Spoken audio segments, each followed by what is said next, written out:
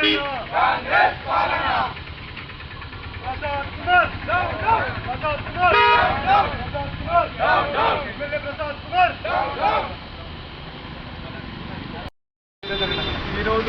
ఏదైతే ఆర్టీసీ సమ్మె జరుగుతుందో నిన్న నుంచి గతంలో ప్రభుత్వం ఇచ్చిన హామీలను నెరవేర్చకుండా ఈరోజు హామీలనన్నీ పక్కన వదిలేసి ఈరోజు ఆర్టీసీకి అన్యాయం చేయడం జరుగుతుంది. అలానే ఈరోజు ఎవరైతే ఉన్నారో శంకరయ్య గౌడ్ నర్సరావుపేటలో డిపోలో డ్రైవర్గా పనిచేస్తూ ఆయన ఈరోజు ఆత్మహత్య చేసుకున్నాడో కాల్చుకొని ఈరోజు చనిపోవడం జరిగింది. ఈయన రేవంత్ రెడ్డి గారు ఎన్నో ఎలక్షన్ ముందర హామీలు ఇచ్చి దాని హామీలు నెరవేర్చకుండా 12 డిమాండ్లతో ఆర్టీసీ ఈరోజు సమ్మె చేయడం జరుగుతుంది. ఎవరైతే శంకరయ్య గౌడ్ ఉన్నాడో ఈ శంకరయ్య గౌడ్ ఫ్యామిలీ కానీ అతని న్యాయం చేయాలని చెప్పేసి ఈరోజు భారతీయ జనతా పార్టీ తరఫున వికారాబాద్ అసెంబ్లీ ద్వారా మేము వ్యక్తం చేయడం జరుగుతుంది. లోకల్ ఎవరైతే స్థానిక ఎమ్మెల్యే ప్రసాద్ కుమార్ గారు ఉన్నారు ఇక్కడ ప్రసాద్ కుమార్ గారు దీన్ని దృష్టిలో పెట్టుకొని ప్రభుత్వంతో మాట్లాడి దాన్ని చర్యలు చేపట్టాలని చెప్పేసి భారతీయ జనతా పార్టీ ద్వారా మేము డిమాండ్ చేయడం జరుగుతున్నది. ఈరోజు రాష్ట్రంలో ఆర్టీసీ కార్మికులు మరి దాదాపు 62 లక్షల మంది మహిళల్ని ప్రతిరోజు కూడా మరి బస్సులో తిప్పుతూ ఉచిత మహిళా పథకం కింద ఎనలేని సేవ చేస్తున్నటువంటి ఆర్టీసీ డ్రైవర్లు ఆర్టీసీ కండక్టర్లకు మరి జీతాలు పెంచలేదు.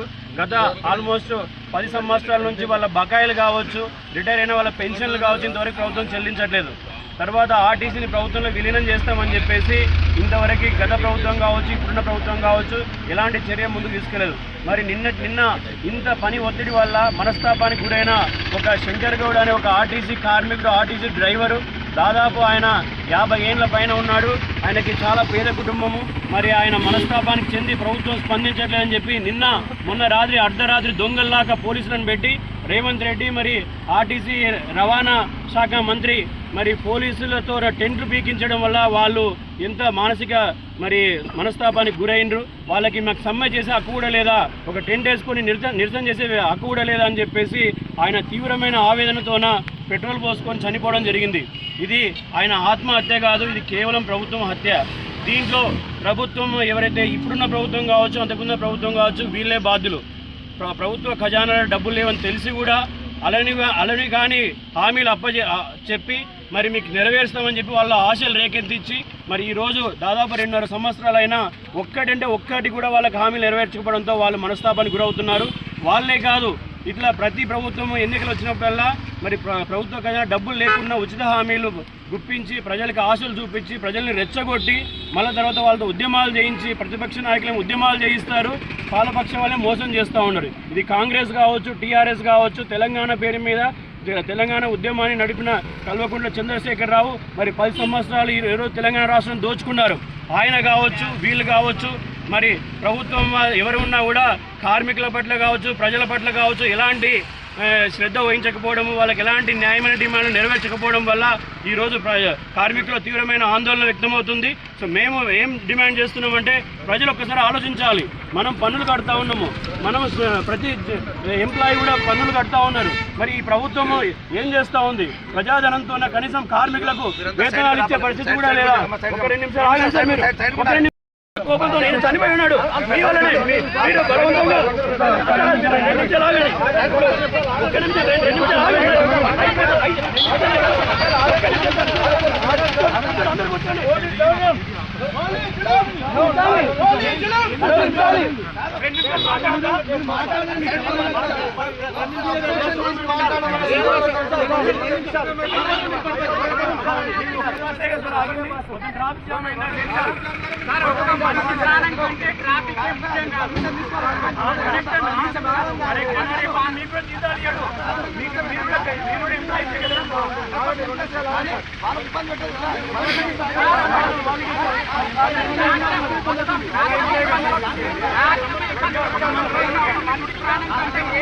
ఏది ఇంపార్టెంట్ కాదు.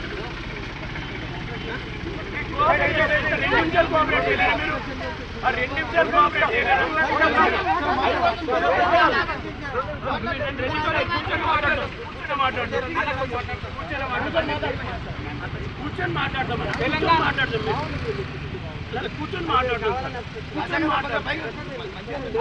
మీరు 2 నిమిషాలు మాట్లాడారా? మీరు కరెక్ట్ గానే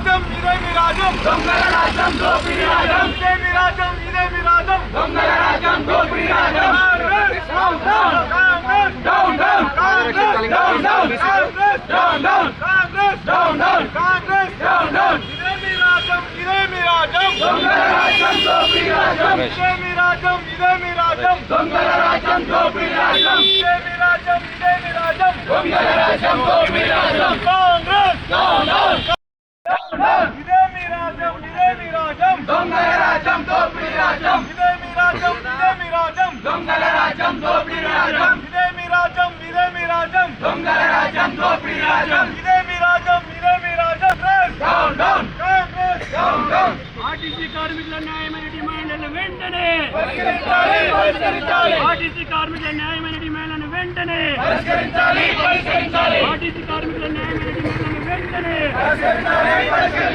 ఆర్టీసీ కార్మికుల న్యాయమైన డిమాండ్లను వెంటనే ఆర్టీసీ కార్మికుల న్యాయమైన డిమాండ్లను వెంటనే ఆర్టీసీ కార్మికుల న్యాయమైన డిమాండ్లను వెంటనే ఆర్టీసీ కార్మికుల న్యాయమైన డిమాండ్లను వెంటనే ఆర్టీసీ కార్మికుల న్యాయమైన డిమాండ్లను వెంటనే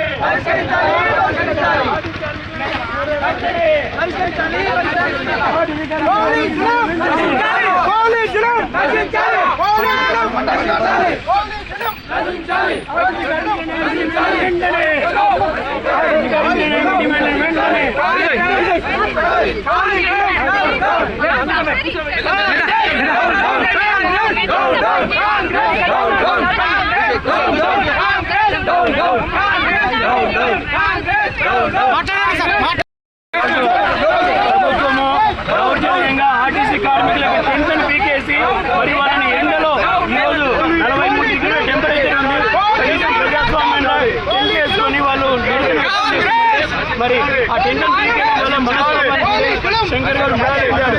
ఈయన ఆత్మకు శాంతి చేకూరాలి. ఇది ఆత్మహత్య కాదు, ప్రభుత్వం హత్య అని చెప్పేసి మేము డిమాండ్ చేస్తా ఉన్నాం. భారతీయ జనతా పార్టీ ఆర్టీసీ కార్మికులకు పూర్తి మద్దతు ఇస్తా ఉంది. ఆయన 80% మరి కాలిన గాయాలతోనే మృతి చెందారు. ఆయనకి సంతాపంగా మరి రాష్ట్రం మొత్తం మీద కూడా ఈరోజు బీజేపీ శ్రేణులు ఆర్టీసీ కార్మికులకు మద్దతు ఇస్తా ఉన్నారు. భారత్ మాతాకి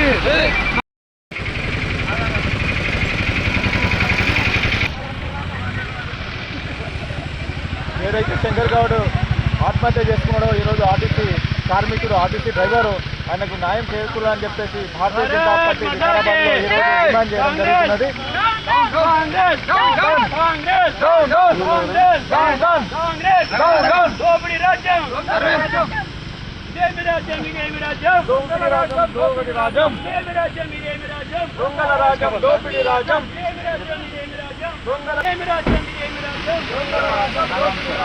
భారత్ మాతా కీ జై.